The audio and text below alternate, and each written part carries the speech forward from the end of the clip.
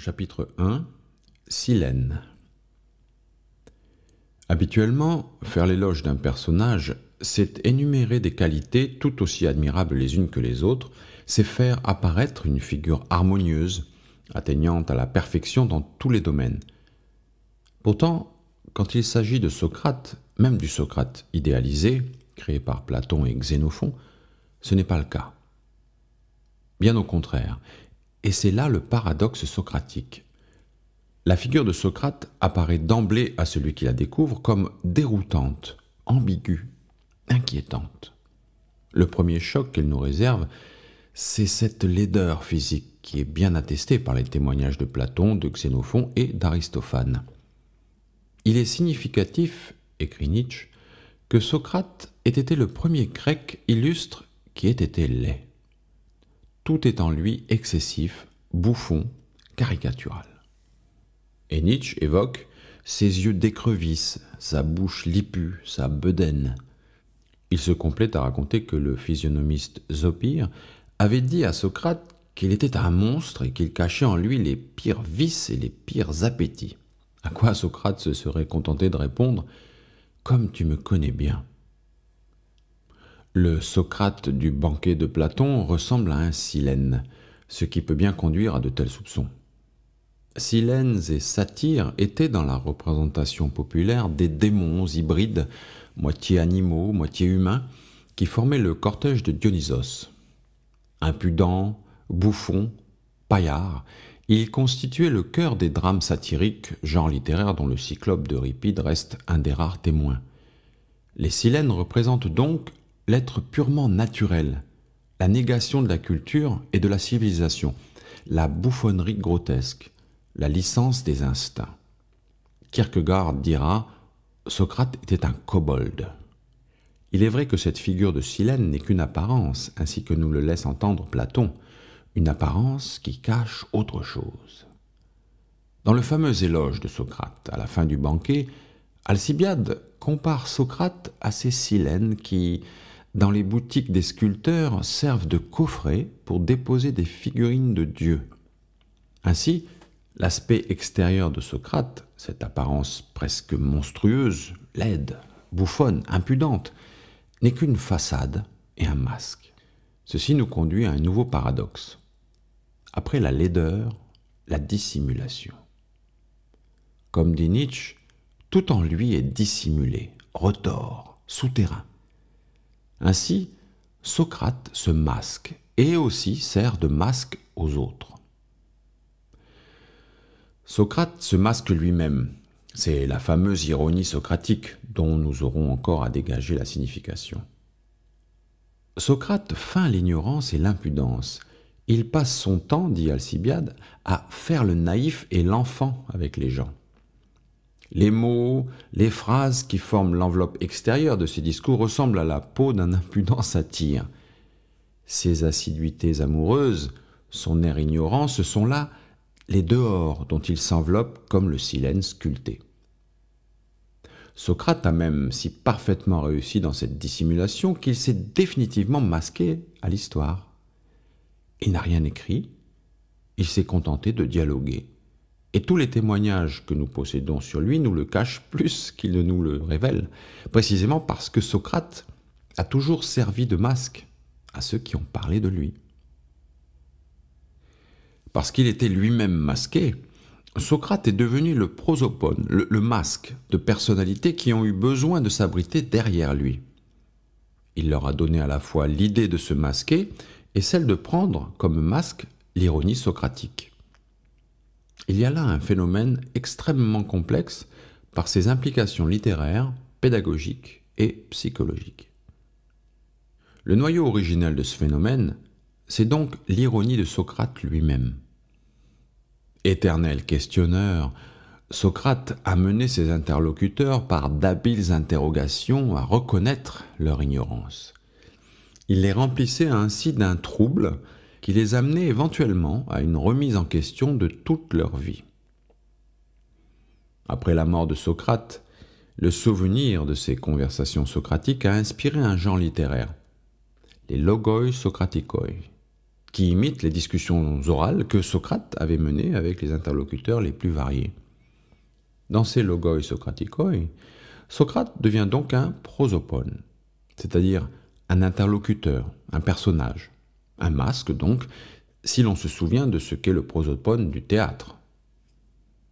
Le dialogue socratique, tout spécialement sous la forme subtile et raffinée que Platon lui a donnée, tente à provoquer sur le lecteur un effet analogue à celui que provoquaient les discours vivants de Socrate.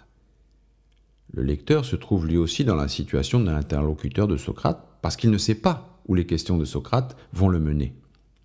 Le masque, le prosopone de Socrate, déroutant et insaisissable, jette le trouble dans l'âme du lecteur et la conduit à une prise de conscience qui peut aller jusqu'à la conversion philosophique. Comme l'a bien montré Geiser, le lecteur est invité lui-même à venir se réfugier derrière le masque socratique. Dans presque tous les dialogues socratiques de Platon, il survient un moment de crise où le découragement s'empare des interlocuteurs. Ils n'ont plus confiance dans la possibilité de continuer la discussion. Le dialogue risque de se rompre. Alors, Socrate intervient. Il prend sur lui le trouble, le doute, l'angoisse des autres, les risques de l'aventure dialectique. Il renverse ainsi les rôles. S'il y a un échec, ce sera son affaire à lui. Il présente ainsi aux interlocuteurs une projection de leur propre moi. Les interlocuteurs peuvent ainsi transférer à Socrate leurs troubles personnels et retrouver la confiance dans la recherche dialectique, dans le logos lui-même. Ajoutons que, dans les dialogues platoniciens, Socrate sert de masque à Platon. Nietzsche dira de sémiotique.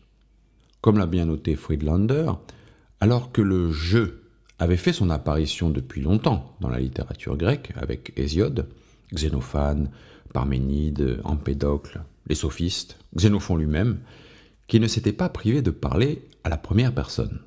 Platon, pour sa part, dans ses dialogues, s'efface totalement derrière Socrate et évite systématiquement l'emploi du jeu. Il y a là un rapport extrêmement subtil dont nous ne pouvons comprendre parfaitement toute la signification. Faut-il, avec Geiser et Kramer, supposer que Platon distinguait soigneusement entre son propre enseignement oral et secret, réservé aux membres de l'Académie, et les dialogues écrits, dans lesquels, utilisant le masque de Socrate, il exhortait ses lecteurs à la philosophie? Ou bien, faut-il admettre que Platon utilise la figure de Socrate pour présenter sa doctrine avec une certaine distance, une certaine ironie?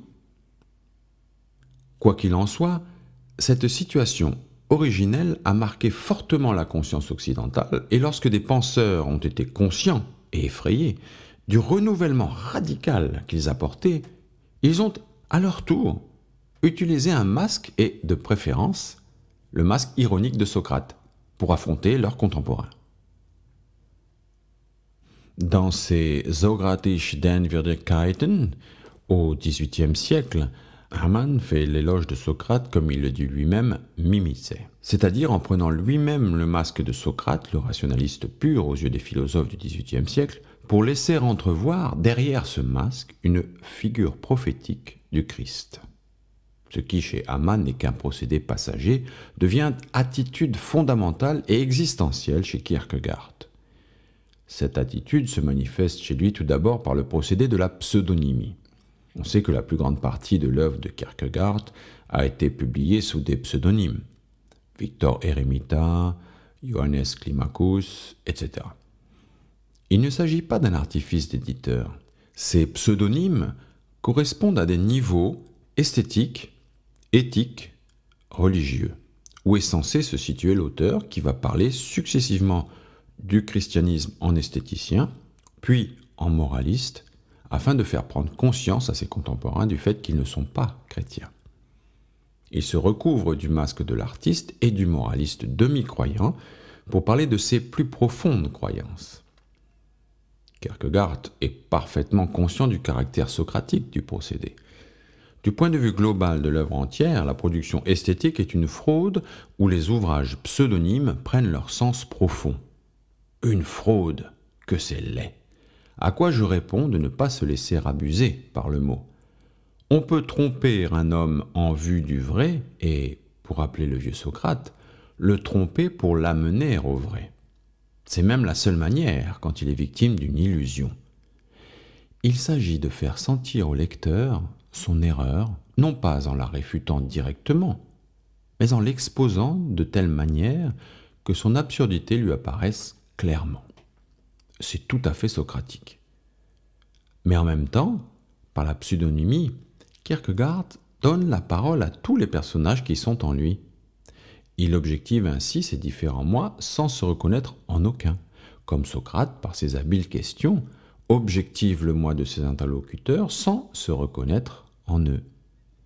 Kierkegaard écrit « Ma mélancolie a fait que, pendant des années, je n'ai pas pu me dire « toi » à moi-même. Entre la mélancolie et ce « toi » résidait tout un monde de fantaisie. Je l'ai épuisé en partie dans mes pseudonymes. » Mais Kierkegaard ne se contente pas de se masquer derrière des pseudonymes. Son vrai masque, c'est l'ironie socratique elle-même. C'est Socrate lui-même. Ô Socrate, ton aventure est la mienne. Je suis seul. Ma seule analogie est Socrate. Ma tâche est une tâche socratique. Kierkegaard appelait cette méthode socratique méthode de communication indirecte. Nous la retrouvons chez Nietzsche. C'est à ses yeux la méthode du grand éducateur. Un éducateur ne dit jamais ce qu'il pense, mais toujours et exclusivement ce qu'il pense d'une chose quant à son utilité pour celui qui l'éduque. Cette dissimulation, il ne faut pas qu'on la devine. Méthode justifiée par la mission transcendante de l'éducateur. Tout esprit profond a besoin d'un masque. Bien plus, un masque se forme perpétuellement autour de tout esprit profond grâce à l'interprétation continuellement fausse, c'est-à-dire plate, donnée à toutes ses paroles, à toutes ses démarches, à toutes les manifestations de sa vie. À cette théorie du masque, le masque du silène socratique sert de modèle. Tel était, je crois, écrit Nietzsche dans les textes inédits de la dernière période de sa vie, tel était, je crois, le charme diabolique de Socrate. Il avait une âme, mais par derrière, une autre encore, et par derrière encore, une autre. Dans la première, Xénophon s'installe pour dormir. Dans la deuxième, Platon. Dans la troisième, encore Platon. Mais Platon avec sa seconde âme à lui. Platon, à son tour, est un homme tout plein d'arrière-cavernes et de façades. Comme chez Kierkegaard, il y a là chez Nietzsche une nécessité pédagogique, mais aussi un besoin psychologique. Il existe des hommes, et Nietzsche en fait partie, qui ne veulent pas qu'on les voie autrement qu'à moitié voilés par d'autres. Il y a là beaucoup de sagesse. Ainsi Nietzsche, comme il le reconnaît lui-même dans l'Ecce Homo, a pris pour masque, en écrivant ses considérations inactuelles, ses maîtres Schopenhauer et Wagner. Comme Platon, nous dit-il, s'est servi de Socrate comme sémiotique. Il y a en effet un rapport comparable à celui qui existe entre Socrate et Platon. Nietzsche parle d'un Wagner idéal et d'un Schopenhauer idéal, qui ne sont autres que Nietzsche lui-même. Et précisément, comme l'a bien montré Bertram, un des masques de Nietzsche, c'est certainement Socrate lui-même. Socrate qu'il poursuit de la même haine amoureuse que Nietzsche éprouve contre Nietzsche. Socrate qui, dit-il, lui tient de si près qu'il doit le combattre presque constamment. En Socrate, Nietzsche déteste le Nietzsche qui dissout le mythe pour mettre à la place des dieux la connaissance du bien et du mal. Le Nietzsche qui ramène les esprits aux choses humaines, trop humaines, et il jalouse en Socrate ce qu'il voudrait être lui-même, le séducteur, l'éducateur, le conducteur des âmes. Nous aurons à reparler de cette haine amoureuse. Ce masque socratique, c'est le masque de l'ironie. Si nous examinons les textes de Platon, d'Aristote ou de Théophraste, dans lesquels apparaît le mot eironeia, nous pouvons en déduire que l'ironie est une attitude psychologique selon laquelle l'individu cherche à paraître inférieur à ce qu'il est. Il se déprécie lui-même. Dans l'usage et l'art du discours, cette disposition se manifeste par une tendance à feindre de donner raison à l'interlocuteur, à feindre d'adopter le point de vue de l'adversaire. La figure rhétorique de l'eironeia consistera donc à employer des mots ou à développer des discours que l'auditeur s'attendrait plutôt à trouver dans la bouche de l'adversaire. C'est bien ainsi que se présente l'ironie socratique.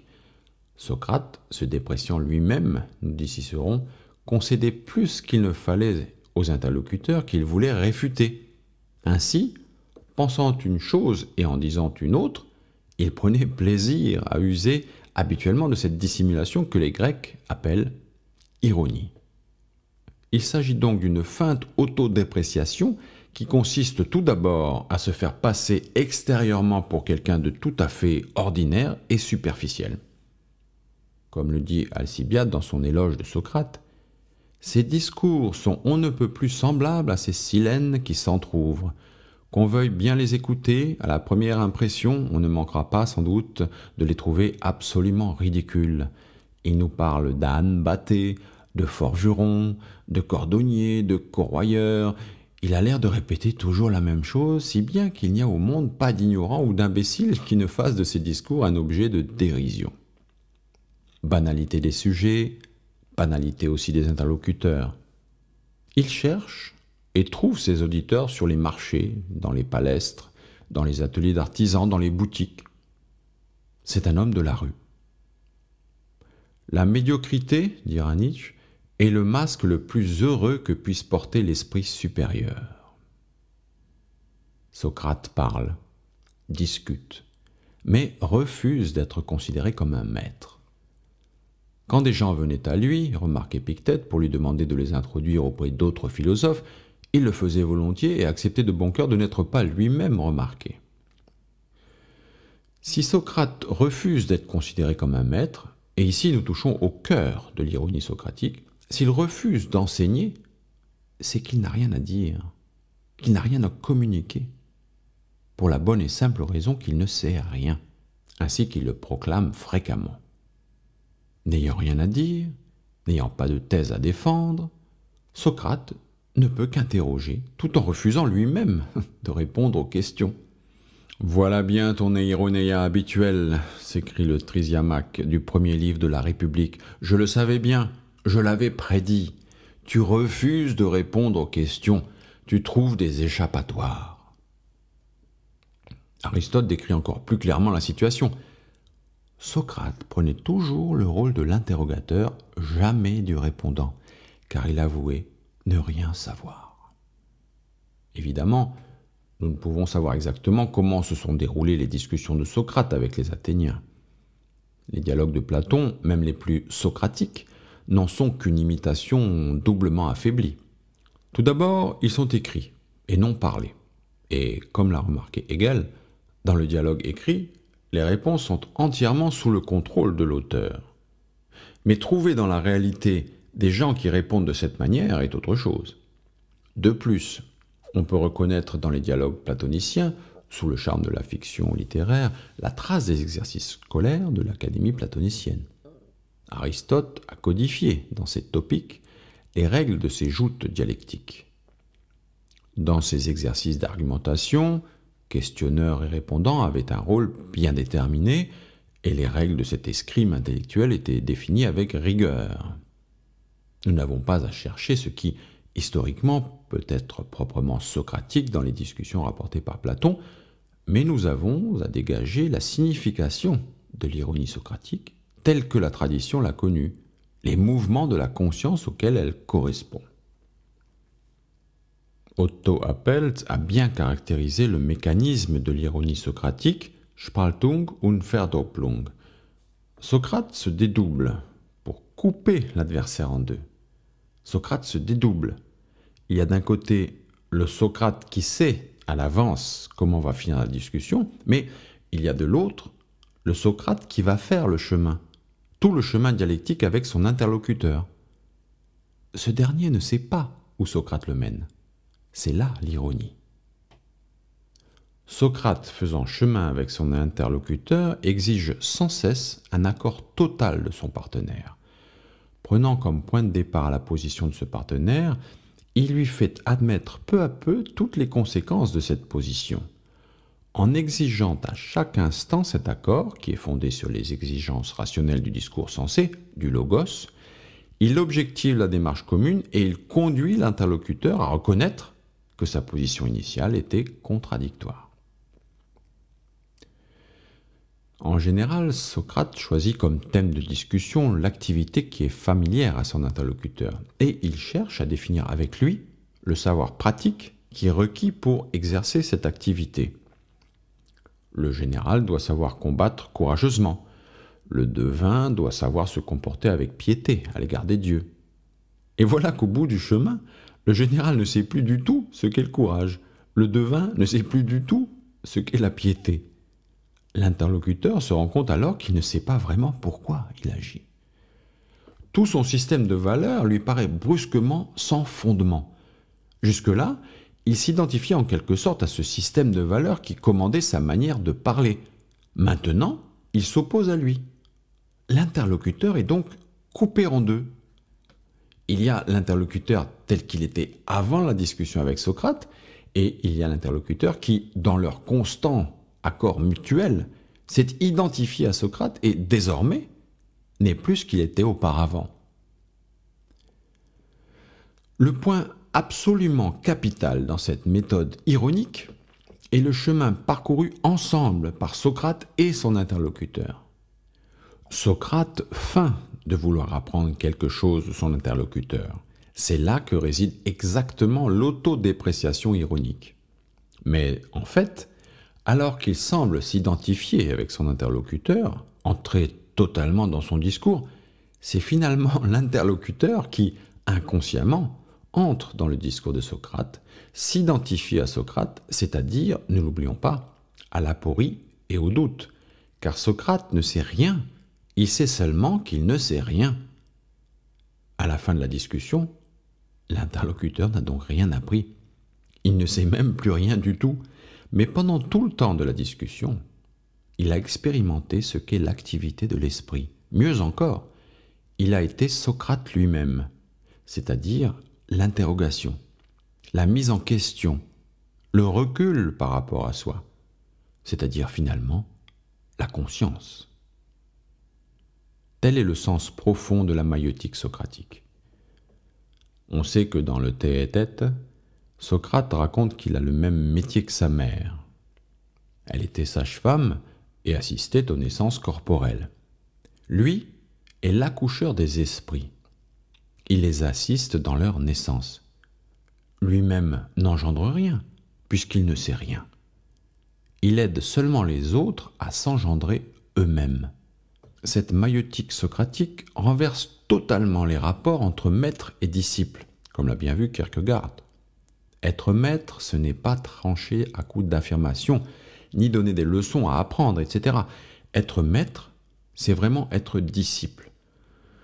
L'enseignement commence quand toi, maître, tu apprends du disciple, quand tu t'installes dans ce qu'il a compris, dans la manière dont il a compris. Le disciple est l'occasion pour le maître de se comprendre lui-même. Le maître est l'occasion pour le disciple de se comprendre lui-même. À sa mort, le maître n'a rien à prétendre sur l'âme du disciple, pas plus que le disciple sur celle de son maître. La meilleure façon de comprendre Socrate, c'est justement de comprendre qu'on ne lui doit rien. C'est cela que préfère Socrate et qu'il est beau d'avoir pu préférer. Nous touchons à l'une des significations possibles de l'énigmatique profession de foi de Socrate. Je ne sais qu'une chose, c'est que je ne sais rien. Elle peut vouloir dire en effet, Socrate ne possède aucun savoir transmissible. Il ne peut faire passer des idées de son esprit dans l'esprit d'autrui. Comme le dit le Socrate du banquet de Platon, « Quel bonheur ce serait, Agathon, si le savoir était chose de telle sorte que, dans ce qui est plus plein, il pût couler dans ce qui est le plus vide. » Dans les Mémorables de Xénophon, Hippias dit à Socrate, « Au lieu de questionner toujours sur la justice, il vaudrait mieux nous dire une bonne fois ce que c'est. » À quoi Socrate répond, « À défaut de la parole, je fais voir ce qu'est la justice par mes actes. » Socrate, il est vrai, est un passionné de la parole et du dialogue. Mais c'est qu'il veut tout aussi passionnément montrer les limites du langage. On ne comprendra jamais la justice si on ne la vit pas.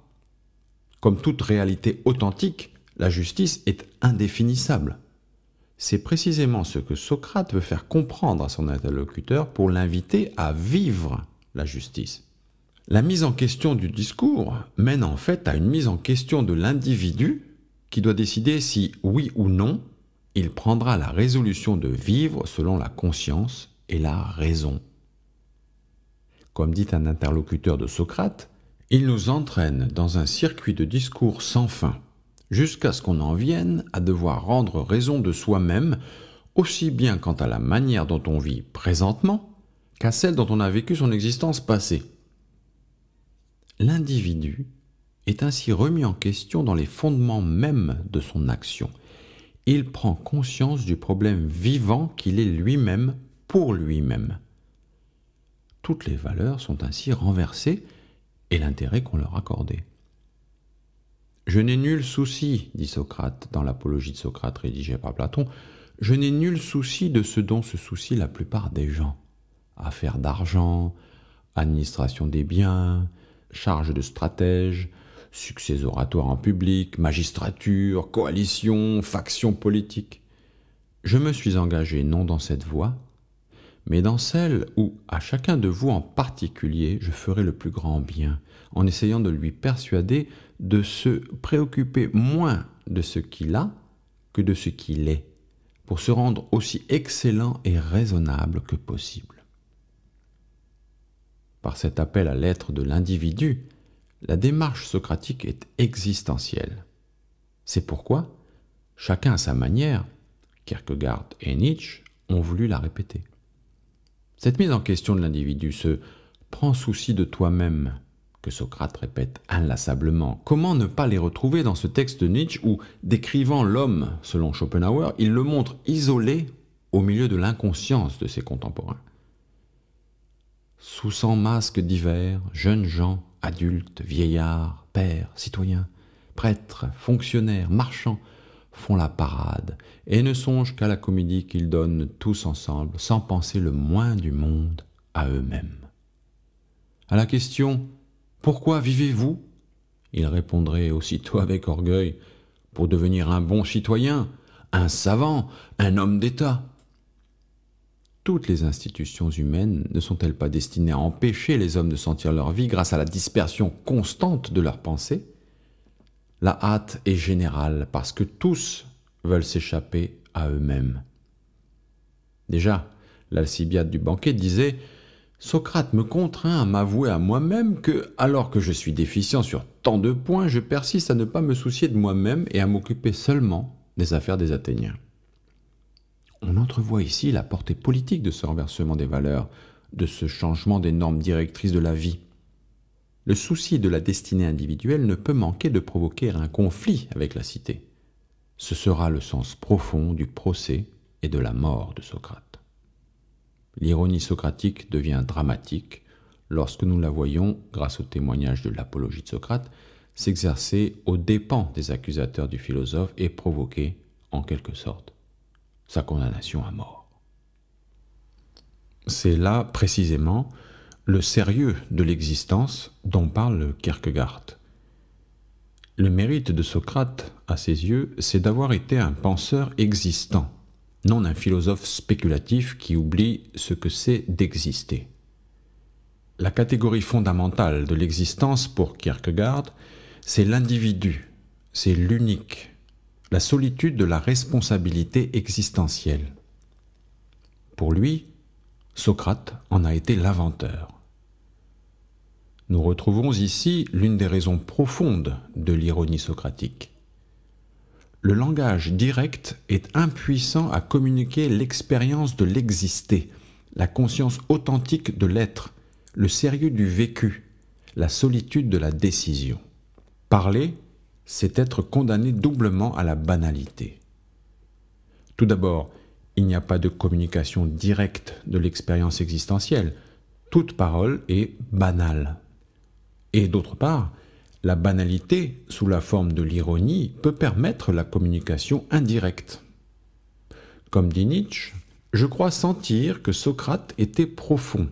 Son ironie correspondait à la nécessité où il était de se donner un air superficiel pour pouvoir rester en relation avec les hommes. Pour le penseur existentiel, la banalité et le superficiel sont en effet une nécessité vitale. Il s'agit de rester en contact avec les hommes, même si ceux-ci sont inconscients. Mais ce sont aussi des artifices pédagogiques. Les détours et les circuits de l'ironie, le choc de l'aporie peuvent faire accéder au sérieux de la conscience existentielle, surtout si vient s'y ajouter, comme nous le verrons, la puissance d'éros. Socrate n'a pas de système à enseigner. Sa philosophie est tout entière exercice spirituel, nouveau mode de vie, réflexion active, conscience vivante. Peut-être faut-il donner une signification encore plus profonde à la formule socratique « je sais que je ne sais rien ». Ceci nous ramène à notre point de départ. Socrate dit qu'il n'est pas un sage. Sa conscience individuelle s'éveille dans ce sentiment d'imperfection et d'inachèvement. Sur ce point, Kierkegaard peut nous aider à comprendre toute la signification de la figure socratique. Kierkegaard affirme qu'il ne sait qu'une chose, c'est qu'il n'est pas chrétien. Il est intimement persuadé qu'il ne l'est pas, car être chrétien, c'est avoir un véritable rapport personnel et existentiel avec le Christ. C'est s'être pleinement approprié ce rapport, c'est l'avoir intériorisé dans une décision émanant des profondeurs du moi. Étant donné l'extrême difficulté de cette intériorisation, il n'y a pas de chrétien. Seul le Christ est chrétien. Du moins, celui qui a conscience de ne pas être chrétien est le meilleur chrétien, dans la mesure où il reconnaît qu'il n'est pas chrétien. La conscience de Kierkegaard, comme toute conscience existentielle, est donc divisée. Elle n'existe que dans la conscience qu'elle a de ne pas vraiment exister. Cette conscience kierkegaardienne, c'est la conscience socratique. Ô Socrate, tu avais le maudit avantage de pouvoir, grâce à ton ignorance, faire éclater que les autres étaient encore moins savants que toi. Ils ne savaient même pas qu'ils étaient ignorants. Ton aventure est la mienne. On s'est exaspéré contre moi en me voyant capable de montrer que les autres sont encore moins chrétiens que moi pourtant si respectueux du christianisme que je vois et avoue que je ne suis pas chrétien. La conscience socratique est elle aussi divisée et déchirée, non par la figure du Christ, mais par la figure du sage, norme transcendante. La justice, nous l'avons vu, ne se définit pas, elle se vit. Tous les discours du monde ne pourront exprimer la profondeur de la décision de l'homme qui choisit d'être juste. Mais toute décision humaine est précaire et fragile. En choisissant d'être juste dans tel ou tel acte, l'homme a le pressentiment d'une existence qui serait juste d'une manière plénière. Ce serait celle du sage. Socrate a conscience de n'être pas sage. Il est non pas sophos, mais philosophos. Non pas un sage, mais quelqu'un qui désire la sagesse, parce qu'il en est privé. Comme le dit excellemment Friedlander, l'ironie socratique exprime la tension entre l'ignorance, c'est-à-dire l'impossibilité d'exprimer avec des mots ce qu'est la justice, et l'expérience directe de l'inconnu, c'est-à-dire de l'existence de l'homme juste, dont la justice atteint le niveau divin. Comme Kierkegaard n'est chrétien que par sa conscience de n'être pas chrétien, Socrate n'est sage que par sa conscience de n'être pas sage. De ce sentiment de privation naît un immense désir. C'est pourquoi Socrate le philosophe revêtira pour la conscience occidentale les traits d'éros, l'éternel vagabond en quête de la vraie beauté.